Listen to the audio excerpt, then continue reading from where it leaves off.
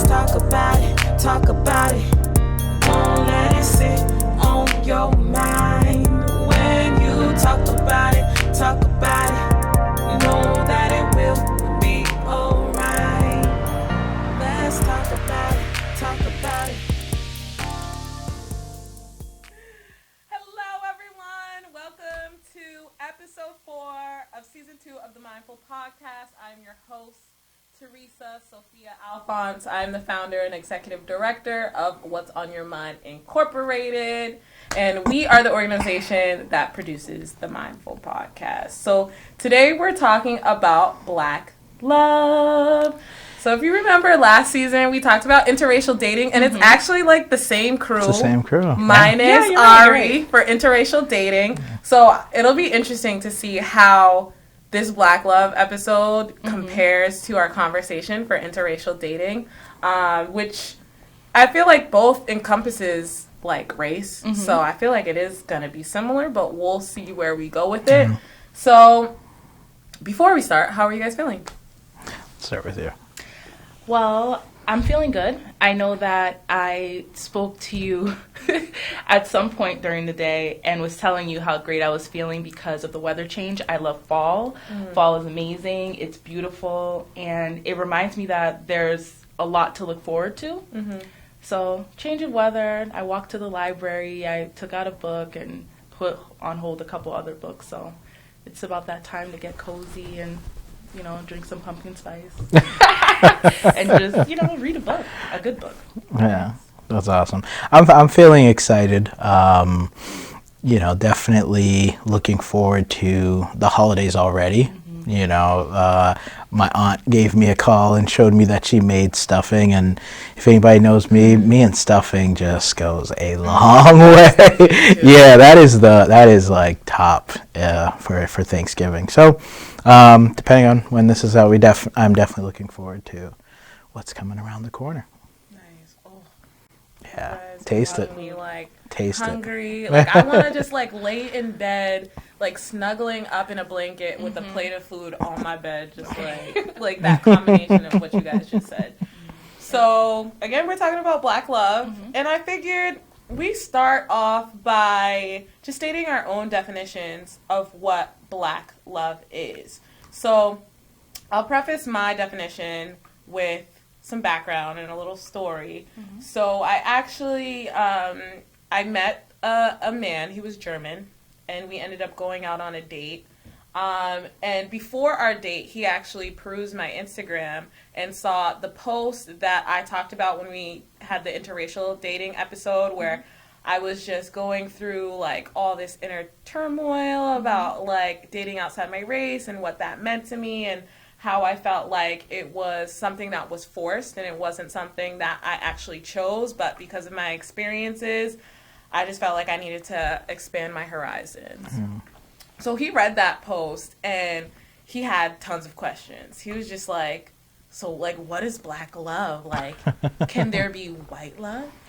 Can there be yellow love? Can there be brown love? Isn't love somehow colorless and without borders? And I was like, these are actually really great questions, because I've never had someone ask me to define what Black love was. It was just kind of something that like automatically, I don't know if I ever had to like put it into words, verbalize it, but it was just something that I knew, something that I have felt, but to have to explain that to a white person. So my explanation was that Black love was a connection between Black people, but what makes that connection different from white love or yellow love or whatever it is the fact that there have been practices and people historically that have tried to separate our love. So if you think about slavery, the way to dismantle the Black population was dismantling the family. So they would separate the husband and the wife and put them on different plantations. Even if you think about more recently, the way to dismantle the family, the government put in, if you're thinking about how women were trying to get government assistance, you can get affordable housing if you don't have a man in the home. 100%. So that's why, like, in Black families, you have seen this difference in having, I think the statistic is like somewhere in the 20s, 24% had fatherless households, but now we're at a point where it's like in the 70s, 70-something% have fatherless households. And these are things that have been implemented in our society to separate us. So I think Black love is as strong as it is because despite what the government's doing to us, despite how society makes us hate ourselves, or Black men hating Black women, or Black women hating Black men,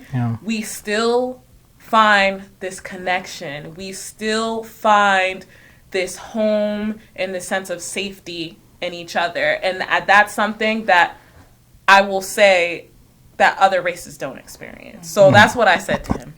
That is that's strong. That was Man, I'm curious about the story. What did he say? Like, what happened next? Like, where did he go? We had like a really good like conversation just about race in general, and because he's from Germany, like that was something that he never even thought about, because it's very homogenous in Germany. It's a lot of white people. So like the way he looked at it, and he didn't really understand even the historical context that I was giving him. So he was very much a student, and he was listening, and like we ended up talking about a lot of different things. We talked about, even Soraya and I earlier were talking about white women teaching in inner city schools and teaching our Black kids. Like we ended up talking about all those different things. But he was open to it. He was listening, and from what I got from him, I think he, like, I wouldn't say he understood, because you're never going to understand unless you're in that space, but I think he respected what I was saying. And then I think because it came from that poem, I think he had more respect for what I was saying in that poem. And like, even like us interacting, I feel like became more meaningful to him as well. Yeah. Like for him, it was just like another, like, yo, I'm with I'm a person. I'm a person with another person. I'm with a person. Like, it doesn't matter if she's Black, white, whatever. But for me, it was like, I'm with a white man. That's completely different. That is, wow. Different definition, definitely there. I like the systemic approach to it. Yeah. Because I don't look at it the same way. I think how I view Black love, it's more intimate. I think there's a level of intimacy that only Black people can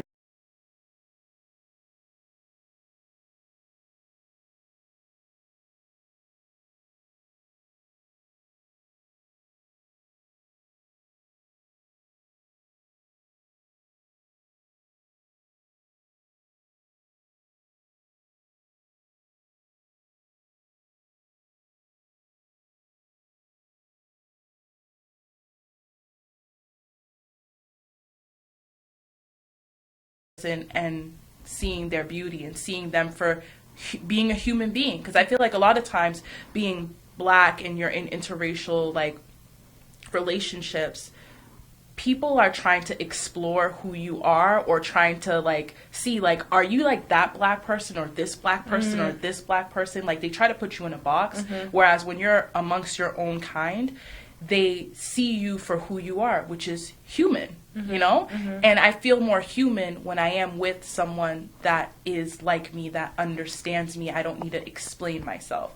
Whereas when I'm constantly having to explain who I am, why I am the way I am, why I speak the way I speak, blah, blah, blah, I feel like there's just more like you're confused by who I am. Whereas when I'm with a Black person, they're not as confused. They get it. And we reach a level of intimacy that it's kind of hard to reach, or it takes a longer time to reach with other groups of people. Yeah, absolutely.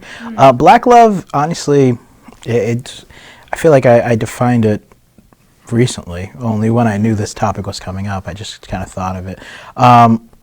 Black love is like that nod in the room full of white people, and you see that one black person. Like, it's just that. You know what I mean? It's like, it's unsaid.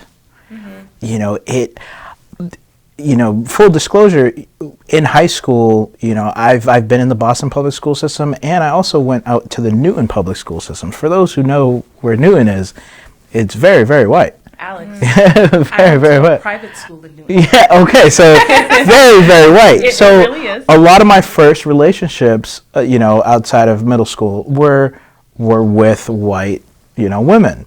And so, I never really saw a problem, and I still don't see a problem with interracial relationships. I'm very much for it. I'm very much for the notion that love is love. I'm not going to take that away from it.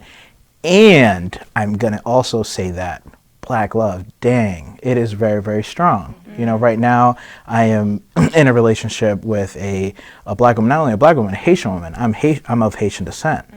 And that kind of love, yeah, that kind of, like, that love that you see into that person is that nod in a room where there's so much other stuff going on, and you just don't need to say anything else. You just need to know that I love you. I'm not dating a white person. I'm not loving a white person. I'm loving you, her name. And the other thing about it is also what you said earlier is I think understanding, actually you both say it, understanding how we both navigate the world, and, understanding your struggles. And not only understanding your struggles, understanding, because I don't want to make being black just all about struggle. I want to also make it be about understanding your progress, understanding what's coming next, what journey you're going through with each other towards prosperity, towards love, towards survival. Black love is seeing the other person and realizing you're loving yourself. Because you see yourself in that person, and it's huge. It's deep. Trust me. Like, it's shocking me just how deep it really, really is. So again, I have no problem with interracial relationship, and I believe that they're okay. I also see that, dang, that kind of love is no joke. What I would like to explore is how, when you were speaking before, something struck with me, which was the whole, we don't, it doesn't always have to be about struggle. And I feel like that's what the theme of Black love seems to always be. It's like we made it through the struggle. Through all these things, it's against us. Whereas I know in my relationship in particular, we don't focus on struggle. We're not struggling. We're loving one another for who we are. And I think a lot of times we get caught up with the narrative that society puts on Black love, which is that it's hard, you're cheating on us. Black men, I've heard a lot of their perspective is like, okay, you don't need us, you're independent. All these different labels that are being thrown out to black women, black men to further divide us, from each other. It's a divisive approach. And I look and I think to myself, I'm like, I would be lying to myself if I said that.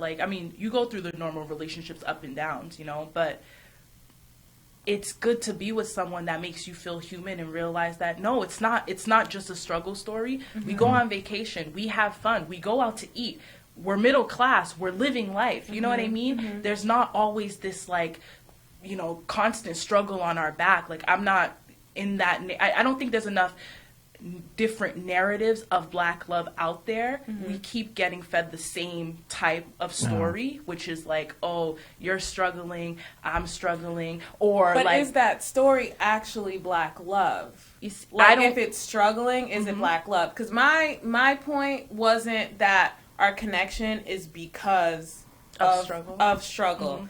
It's we are connecting despite what society is telling us around us. So when you're talking about the portrayal, whether it be movies or whatever, is that necessarily Black love, or are they just portraying Black hurt and Black pain?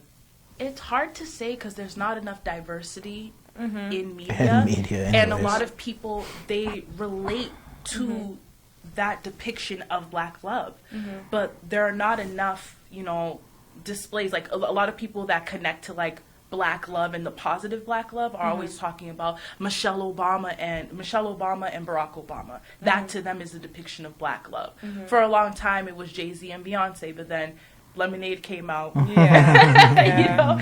And then Marketing like, started ploy. to question a little bit. Yeah. But- Nobody's perfect. Exactly, but yeah. it's like, and what I don't like about how media, you know, tends to like steal our version of what black love is. It's almost like you have to be perfect in order for it to be black love. Yeah. If anything goes wrong in it, oh, you're a bad person, or like, oh, like, you know, we're canceling this person, or oh, you're a cheater. We forget that people are human, you know? And I wish that they would incorporate more human, you know, human behaviors within black love, because that's what makes it free. We spoke about like certain TV shows that I don't watch, and it's because of the depiction of black Love and people. hip-hop? Well, that's one of those them type as well. of shows, But yeah. like, you know, the powers, yeah. the like, I mean, for me, I hear people talk about Power all the time. Never watched an episode. There's a lot of things I just don't watch because I feel like I've already seen this before. Why don't we create, like, what was refreshing for me was seeing, what was it? Oh my gosh, Issa Rae. What was the show that she used to do? Insecure. Insecure. Yeah. I loved watching that show because I felt I was finally seeing I love that someone show, like too. me Yeah. on Agreed. screen, Agreed. where people think that I'm like, you're a unicorn, I'm a unicorn. No, we're not. There's a lot of people like this within our group, but the thing I see with mainstream white America, they have the opportunity to be individuals, to be, you know, to not have to represent a whole race of people. Whereas us, it's like my relationship kind of is like a role model for other people, and they're like, wow. But it's like, my relationship is not perfect. Yeah. I don't put that expectation on me. It's a relationship. That's so true. And those faults aren't because of characteristics of being black. Yes. Right. You know what I mean, those right. faults are human. just Yeah. yeah. nature. That's true. We never scrutinize white couples in the same way that we do black couples. Yeah. Ever. And then, like, even just thinking about love and hip hop, like, what we label love, like, if that was the same type of characters, but they were all white, would it be titled Love and Hip Hop? No. Would love be included in that? No. It would be called, like, Cheaters and country music or something like that. And you Cheaters think and basketball, when you think of Basketball Wives, we're labeling things. I'm glad that you mentioned that. We're labeling things that aren't even real. Right. And that's what's confusing, because Right. you're talking about Basketball Wives. Who's married? They're not. They're not. girlfriends. They're They're not. side chicks. Real Housewives. Who's married? Yeah. Yeah. But, you know, you're right. Right. But where's the accountability, and when are we going to decide to create more content that shows healthy black relationships? Because I think because of the media portrayal and what we think is normal within relationships and love, we're replicating that in our own relationships because we don't have healthy examples of a healthy relationship. Yeah. You know what I mean? Yeah. There's not enough depiction of that. Yeah. And And we what only, you we only show what we know. And if you're saying that 70% of black households are single parent households, how are people really learning how to be in relationship with one another? yeah, they're not. Because you learn in the home. That's the first Yeah. place we get our education. Yeah, and you mentioned it earlier. You mentioned the media and things like that, and that will always be a topic. You know, media. What is media portraying? What are we also digesting? You know, what are we choosing to digest? Because, you know, I think I don't remember who I was joking with. However, we kind of got into the discussion. We don't want to see any more slavery movies. You know, we don't want to see any more. This is the black struggle movies. We want to see a normal. Yeah. You know, let the guy be a ninja. I don't. You know what I mean? Let the guy just be a ninja or something. black girl Yeah, like the black girl be a mermaid. Exactly. Yeah, and that's huge. I mean, that's the topic definitely now. Like, let the black girl be a mermaid. She's not a black mermaid. She's just a mermaid, and mermaids don't have race. So you know, and I think we intended to talk about romantic love, and I think you did touch up on the other type of love, like. And this is, I pray to God this is a topic for the future, is I call it canceled culture. Like that hashtag canceled culture. Like, why do we destroy within our own community what is human? I will be screaming till my face is blue about the Aisha Curry issue and how we absolutely crucified her for being a human being wanting with attention. insecurities. Crucified Yeah. her. And it upsets me even still to this day. Like, my girlfriend told me, like, all right, you know, like, I know it upsets you. Yeah, I know it upsets you. Like, you But know, let's just move on from this. And I that's, think that's the what it reason is. why we go so hard on our own people is because we know that your actions perpetuate how everyone. everyone Yeah. else looks at us, and that's not fair. Yeah. This is to your point with Aisha Curry. The thing that bothered me the most is when people were internalizing what Kanye West was saying. He's his own person. He can Right. have an opinion. You know what I mean? He doesn't speak for all black people, and we need to stop doing that. We don't need a spokesperson all the time. Yeah. I'm an individual, and I'm glad that he put black Republicans on the map or black conservatives on the map, because a lot of people, when they meet black people, they associate you with the Democratic Party. Yeah. Why? You know what I mean? I'm my own person. I make my own decisions. Yeah. You know what I'm saying? So you're right with this whole cancel culture, or also us representing a whole group of people. I don't want to be It's not the fair. example. I don't want to No. be the role model, because then you make me less capable of being human. And I want you to see my relationship as two human beings being together, because I think that's what black people want. We just want to be seen as people. You know what I Yeah. mean? Yeah. Because too many times we're seen as, aggressors, or we're seen as scary, or, like antisocial, you're not connecting. But that's not the case. When we're amongst each other, you can kind of relax Yeah, you a let it little down. bit. And I You think nod. You give a nod, and you just understand. that's what I've always wanted in, like, my romantic relationship. The reason why I'm in the relationship that I'm in is because I can be myself. In a world where, like, you have to constantly code shift and do all that, like, I can be myself in my home with my man and be loved for who I am, not what I'm portraying to the masses. You know what I mean? Yeah, that's love. Can you Loving guys yourself. describe, like, the first time you guys fell into black love and what that felt like and how you knew it was black love? Oh man. So I think it's similar to what I said earlier, just kind of like the relationship that I'm in right now, like, shout out to her, she's amazing. We just passed our 1 year anniversary recently, and it was amazing. Yeah, it was amazing. And so it took me just kind of looking at her and just seeing depth, like a lot of depth. And it's weird because I wish I could truly put the visuals in my brain on a piece of paper. And I'm sure if I thought about it, I could write poetry on it. However, it was really just seeing depth in her skin. Like, no, I'm sorry. Yeah. There was definitely depth to her. You know what I mean? I haven't written poems in so long. It's been so long. So yeah, there was just so much depth there. And it was like, like I just saw everything I needed to see. I saw me, I saw my mom, I saw my dad, I saw my grandparents, I saw my kids that weren't here. I saw, like, just everything that mattered to me was being experienced with her. And I think that's when I was like, oh, this is what black love is. Like, it's not simply just loving or liking a person. You know what I mean? It is like just liking everything and realizing, like, this is a mirror, and this is how much better I could be at myself to love her as well. It's so much to it. There's more to it than I can even answer. I feel like I've never met her right now. Like, I'm like, wow, okay, this is what I should be feeling. Yeah, and it's also, it's very cerebral as well. It's not just butterflies and stuff like that. There's I'm telling you guys, there is such a mental aspect to love and relationships. Love is not going to, I'm a believer that love doesn't make a marriage. I don't think it ever will. There's just so much more to it.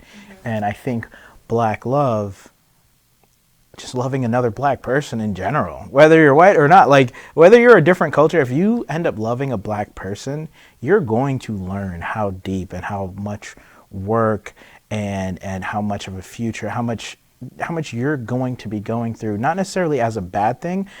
However, as like a good thing as well, how much depth you're going to take in all of your experience, how much awareness of the world and awareness of other people that you're going to take just by simply loving and being with a Black person. And Alex, I think it's because we navigate in a world where we're supposed to be a certain way for people to be able to receive us. Yeah. But then when you get in, relationship with someone that's of a different race, they start to really uncover who you actually are, and they're like, wow, I didn't know that, like, this is who you are, because we're constantly having to, like, cover it up, and be presented a certain way, have to speak this way, have to speak that way. And they go on with influence as Yes. well. So when you start to break what their stereotypes are or what they society has projected upon you, it's like, okay, is this actually the person that I thought I was going to be with? Yeah. I know, right? It's very, very interesting. It is very interesting. It is.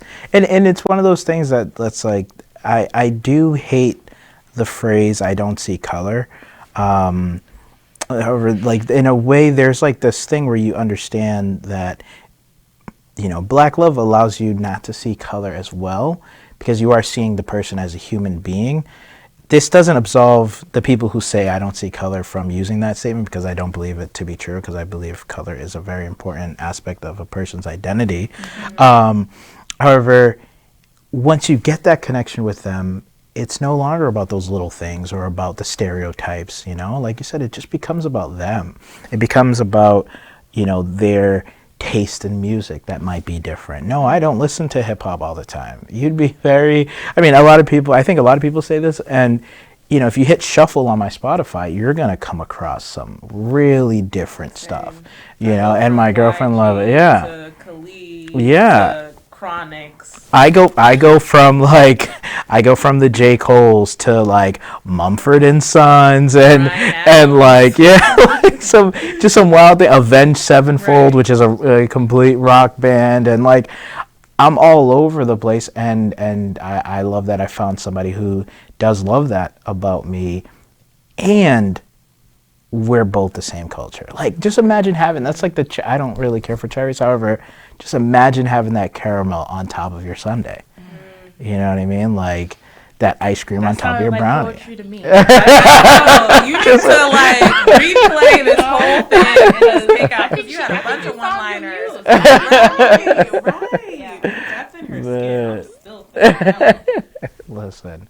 Now that is let me stop. What about you, Soraya? When was the first time you felt Black love?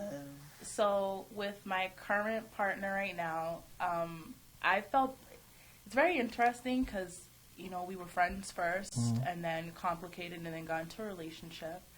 But I felt Black love probably the first couple of months of meeting him. I think I knew that I loved my partner probably like my sophomore year of college, and like I knew it. It was definitive. This is what I knew. I just loved him, and it was because in all these other relationships that I've been in before, or people that I've spoken to before, I could never be myself. I always had to, like, I was sweet, I was this, I was that, like, You use that voice. Yes.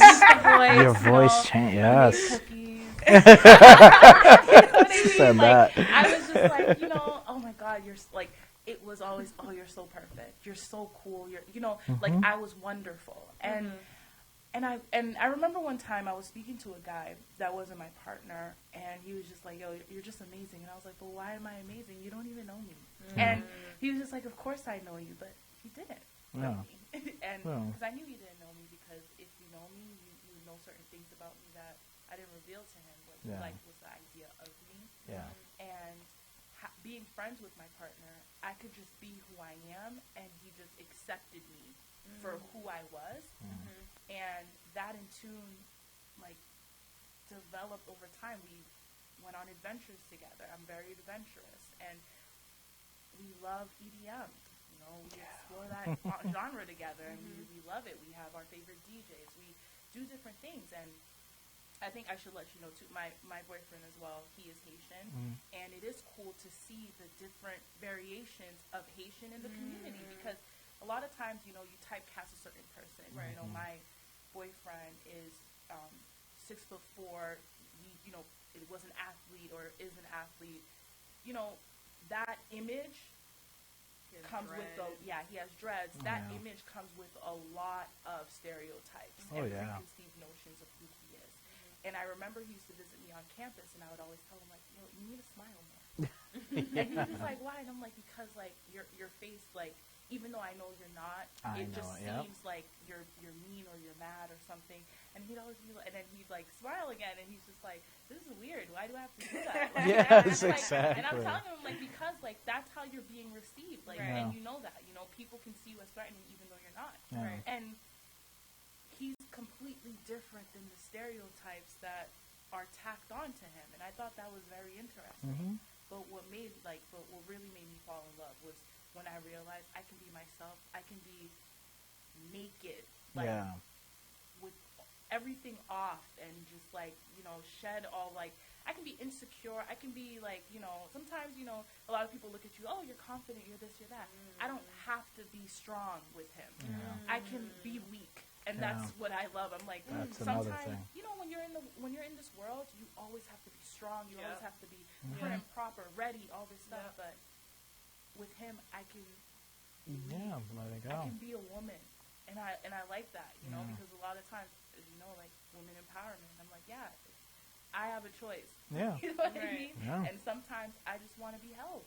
Absolutely. Someone to tell me, talk to me, make me feel beautiful without, and, he sees me for who I am, and he sees the beauty within me by seeing me for who I am. Yeah. I love that you said that like, you had mentioned having to make him smile.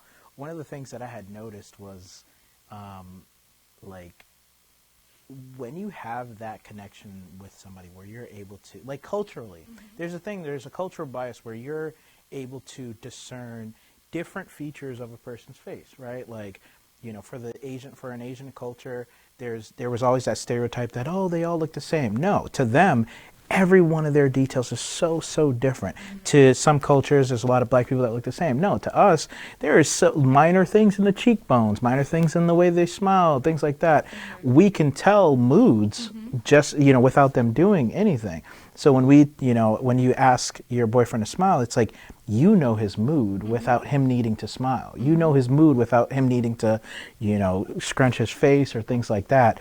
And that was one of the things that I had really looked at when I would look at my girlfriend, and she wouldn't be smiling or anything like that, and I would just get a feeling from it. And it was like, that's different. You don't typically get that with a culture that you don't really understand their facial expressions. And that's another depth of the communication that's there that isn't talking. You know what I mean? That's just looking at the person and seeing, oh, this is what they're going through right now, and their face is probably the same exact way it was 2 seconds ago. You're just able to pick up on the subtle nuances of, both of us being black and being ourselves, just letting it all go and just realizing, hey, I can express and be human.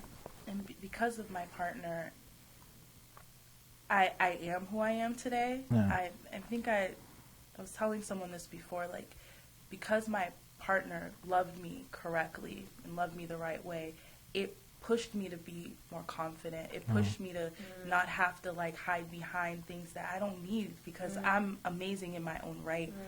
And this was him as a friend, pushing me and showing me that, like, you're beautiful because you're you. You're not you because of all these different factors. Like, you're just you, and that's beautiful.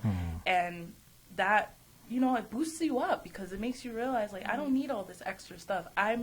I can hold my own and still be me and feel powerful. And, I think, and it's funny, I think that I can stand and say that I am a feminist, more like in line with, like, feminist values, because of my partner. He made me feel, like, strong, and he made me feel like, I could do anything. And sometimes you don't get that, and I feel bad for certain people in relationships where you don't feel strong, you don't feel empowered. And I think that it's beautiful when you have a partner that empowers you, that makes you, I believe that I can do anything, and it's because of the way that I'm loved. Yeah. Oh, yeah. So I know we're talking a lot about, like, the amazing, uplifting aspects of Black love. But we know that when you do love someone, it's not always peaches and cream. And I think that's with any kind of love. That's familial love, that's romantic love, that's work love. So, like, what are the aspects of Black love do you feel like contribute to maybe, because, like, as you guys were talking, I was thinking about how, I forget who said this to me, maybe it was my therapist at some point, but your family knows how to push your buttons because they created your buttons. So I feel like that almost connects to the relationships that you have created, especially with you, Soraya, who you've been with your partner for about 10 years now. So I know he probably knows your triggers, or he knows whatever annoys you about him in the relationship. So, like, could you guys speak to that aspect a little bit? And how do you, even when you are going through those things, like, how do you overcome them and still see at the end of the day the depth in the skin and the fact that you can feel, like, safe and you don't have to be a boss? Like, what are some of the not so bright sides? You want to go first? No, I'll let you go first with this one. I'll let you go first this time. I guess, like, the not so great parts, like all relationships, you know, like you said, you do get annoyed, but I think that a lot of people don't really talk about learning how to argue. And I think that luckily I'm on the other side of it, but if you don't, in a Haitian household, when you see arguments, even when they're, like, talking normally, it sounds like yelling, right? It sounds like yelling. It's very, very loud, very vocal, whatever. And I know, like, seeing the dynamics in my household, I saw that I was replicating the way that my mom argues with my dad. And it's funny because when as a child, I'd look at my mom like she didn't make sense. You know what I mean? Or my dad, like, you know, what are you doing? Like, she doesn't make sense. But here I am mirroring those behaviors with my partner and creating that type of, like, the same arguments that they're having. And I was confused about it. And I realized that without the right tools, without learning how to communicate, and also your partner, because you have to take what they've learned or what they've seen as well, things could get really, really bad.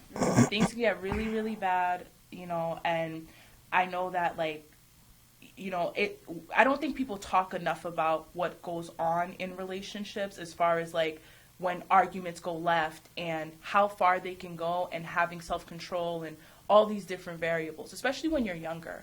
When you're younger, I know I've heard a lot of people having violence in their relationships. It's not spoken about. People don't show it, but it happens, you know?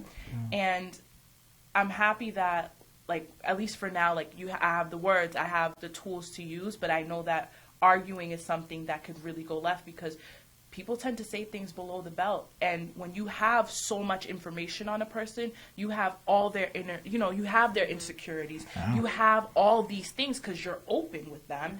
And when it's being thrown back in your face, it's a lot to handle, especially when it's not being done in a constructive way. It's doing it to intentionally hurt you because you hurt them. Those are some of the hard parts of relationships, is the arguing. I think another thing about it is when you're in a certain direction that you want to go in your life and they're in another direction, and seeing how can you come aligned, because I have my personal goals, you have your personal goals. How do they align with, are we going in the right direction? Are we going in the same direction?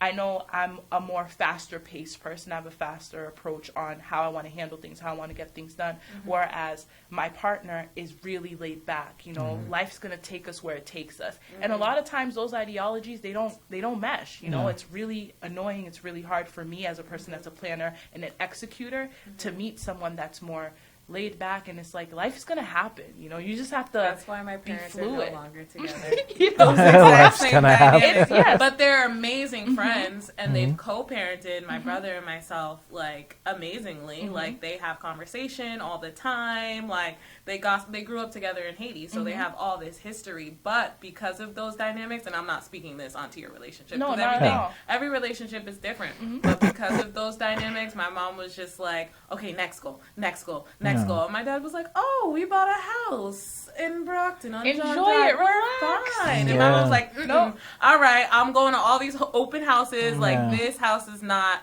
where I see myself raising my kids and being forever. So because of that, and maybe it was because they didn't know how to communicate effectively. Maybe they didn't get like that example from their parents. I don't know.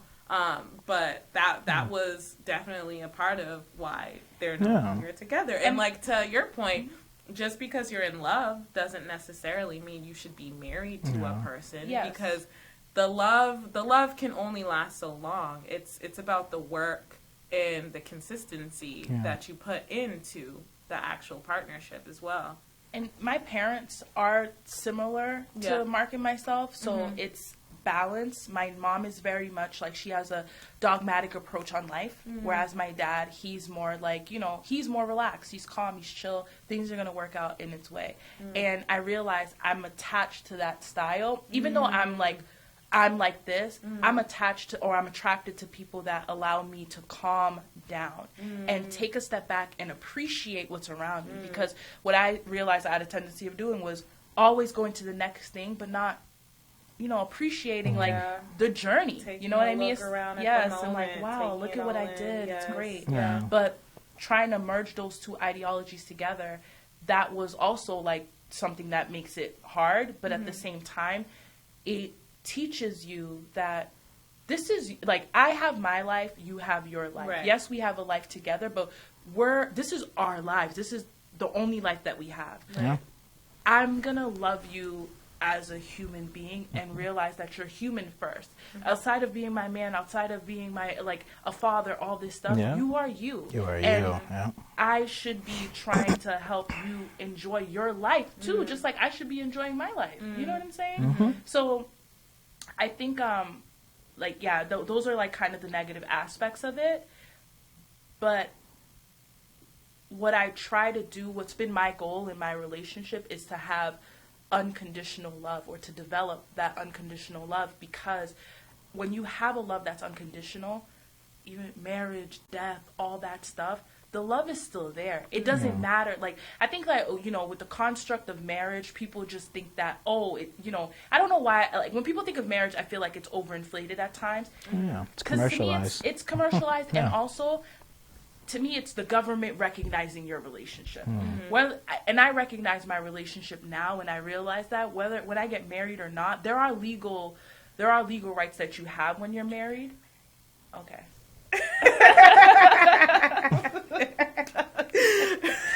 There are legal rights when you're married, but at the same time, it's like where you are in your relationship right now. If you love the person, you can love them. You don't need, like, I think people think that it's about these grandiose, like, examples of love, very flamboyant, very in your face. And my parents were like, they just decided, I'm gonna get married. Yeah. They're just like, it wasn't that big of a deal. Yeah. Ask my parents the proposal story. It was very much like Malcolm X and his wife. Malcolm X hit up his girl at the time and was just like, yo, let's get married. Let's get married. All right, cool. And that was it. It wasn't That's how it wasn't should be. like Yeah. something so grand. And I think that's the problem.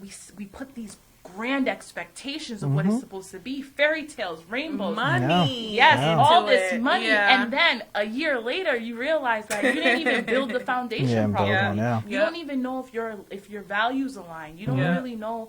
You don't even know each other. Right. Correct. Do you know no. yourself? Yeah, you don't know yourself, You exactly. get what I mean? And it's like, and a lot of people, they don't, because we've been given this, like, we've been given this whole, like, script of how our lives should go. And when we deviate from that script, we feel like failures. We feel like Like, failures. oh, why am I 30 and I'm still not married?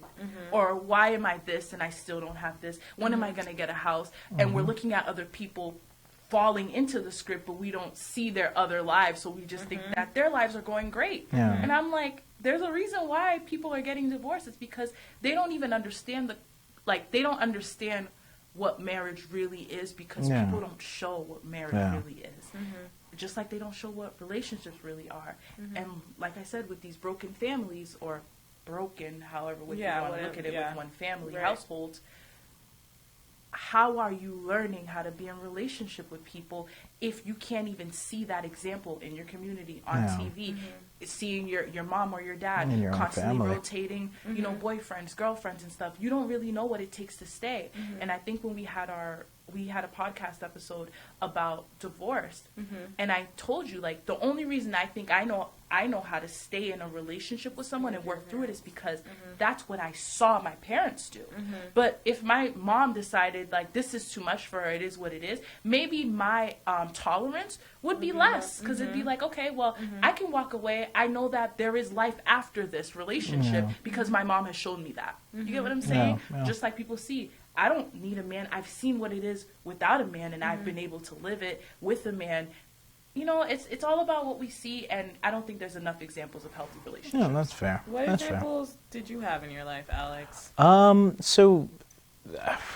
Multiple. So my mind is on the first question and this question. So, Negative stuff. you know, so there are examples around me. I've been lucky. I was the first. So anyways, my grandparents married for 30 plus years. They had 6 children, 6 women. Okay, so 6 women, and my mom had me at a very, very young age, around 17. So I was there, and I was there before all my aunts got married, and so I was there while, you know, all of them except one right now got married. So, you know, I've seen the marriages. I've also seen marriages that, you know, may not have worked out, you know, or go through some rocky times and come out the other end, you know, either better or still working on things. So the examples, you know, run the gambit of everything. And I think it's huge to see working marriages in your relationship. I think it's huge to see marriages that are going through rocky times and how they navigate going through those rocky times and get out the other end. I think going back to the first question about the struggles of Black love, or the struggles of having that, is, you know, you did allude to it. We come down with our generational curses. You know, we all have generational curses. How we communicate, how we argue, how we want to run from confrontation, or whatever it is. And sometimes there's cultural generational curses. And when you're in that same culture, you're both bringing them to the same thing. And then, so now you're continuing the generational beyond you, or you can decide this is where it stops. However, you have to see it first, right? Because if you think something's normal, it's not crazy. It's very human how normal some toxic behavior is.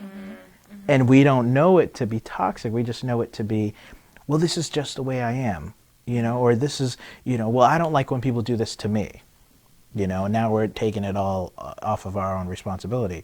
So it can be tough for Black love to sustain in situations where you're bringing generational curses with each other. It can also be tough in terms of, you know, like you alluded to, like you asked about what are the relationships around you. When you don't see it, you struggle, because now you don't know any other way of doing things except for going and cheating, or, you know, divorce and let me find somebody else, or, you know, silent treatment. Let me just, you know, you go do you can live on the other side of the house and I'll be over here.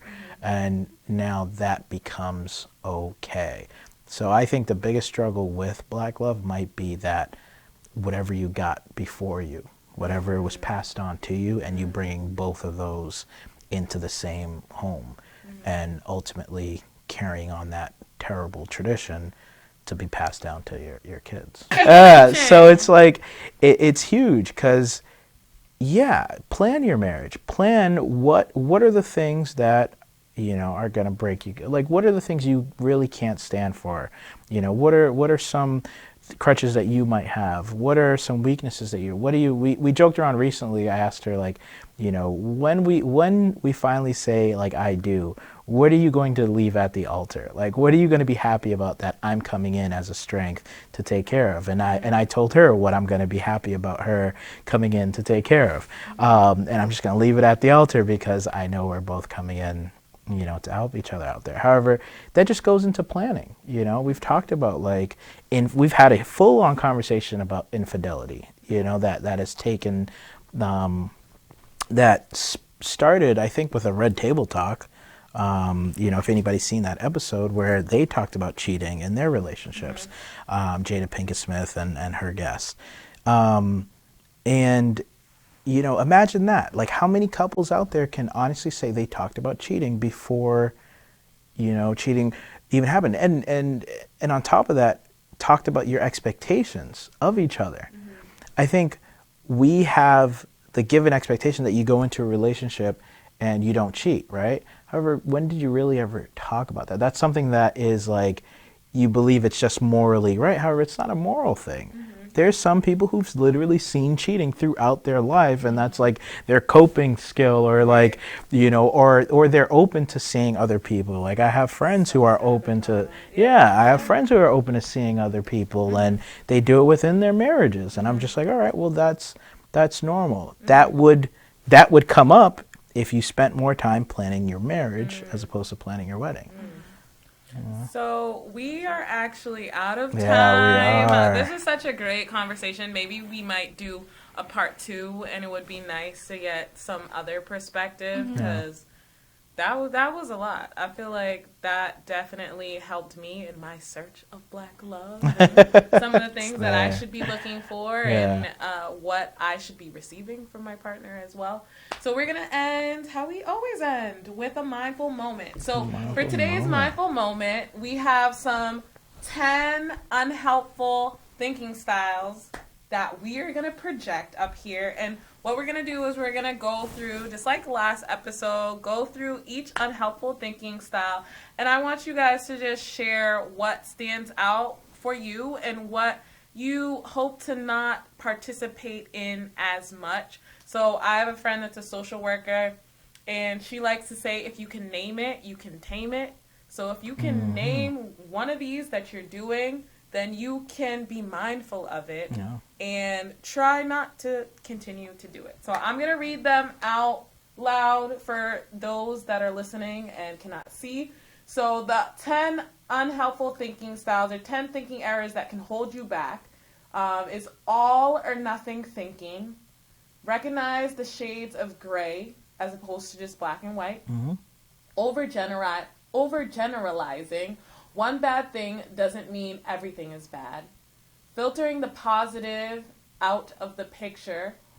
So only focusing on the negative rather than the positive. Mind reading. You don't necessarily know what someone else is thinking. Catastrophize. I can't say that. Catastrophizing, yeah. Catastrophizing. Yes. Don't assume the worst. Emotional reasoning. Emotions aren't always the best guide. Oh. Labeling. Don't unfairly lump together people or experiences, and I think we talked about that a lot with just being black in general. Fortune telling. Remind yourself of other possible outcomes. Personalization. Negative events aren't always about you.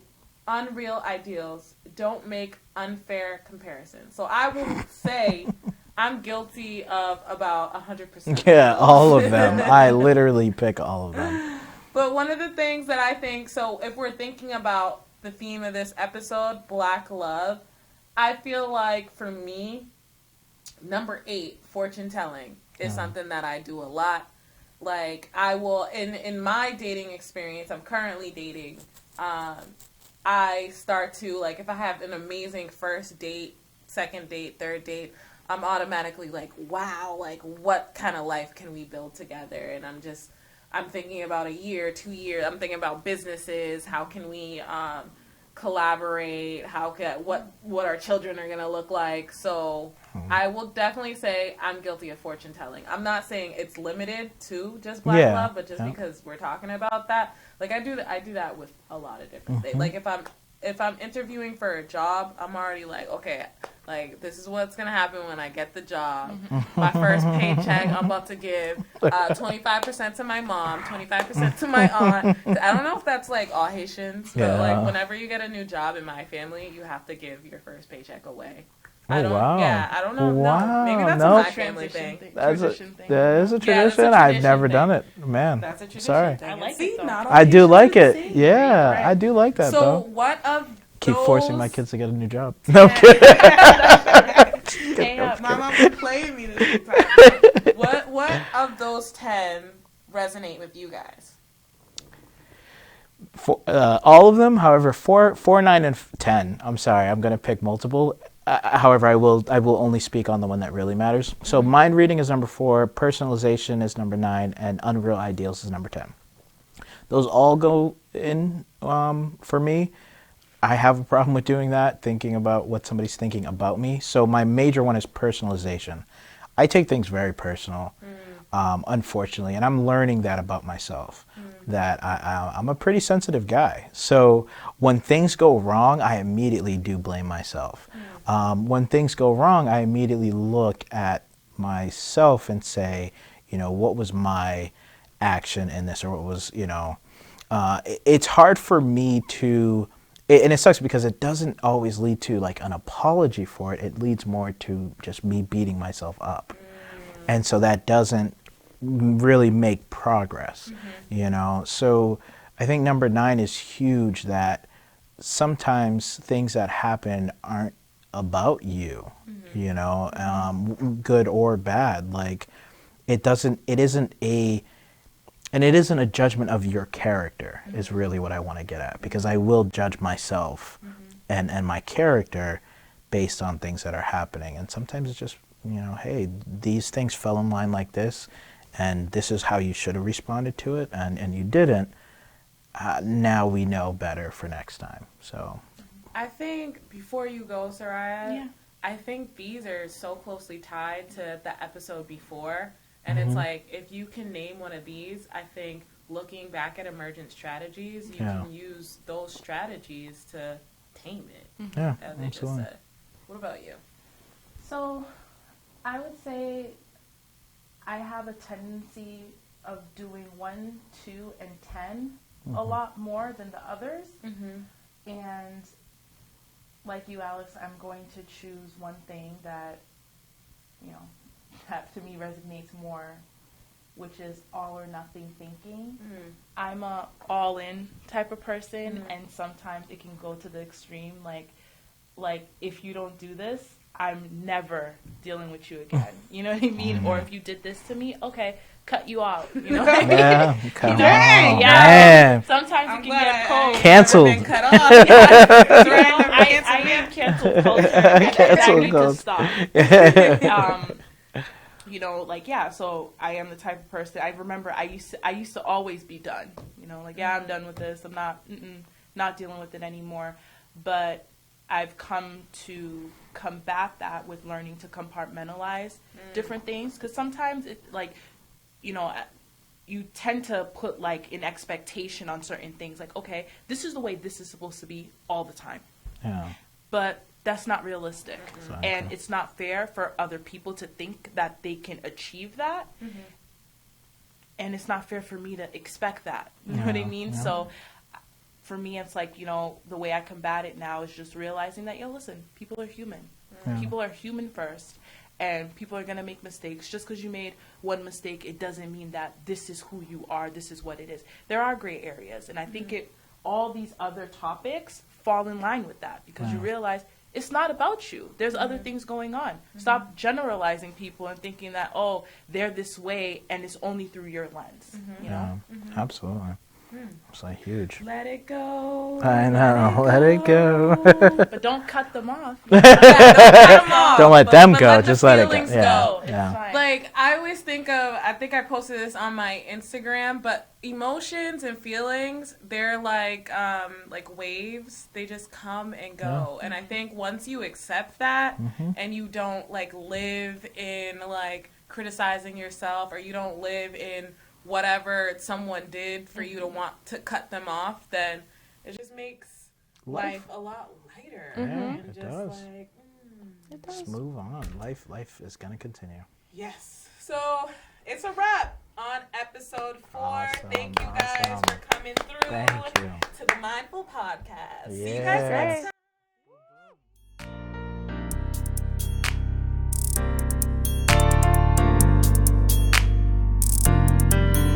Let's talk about it, talk about it. Don't let it sit on your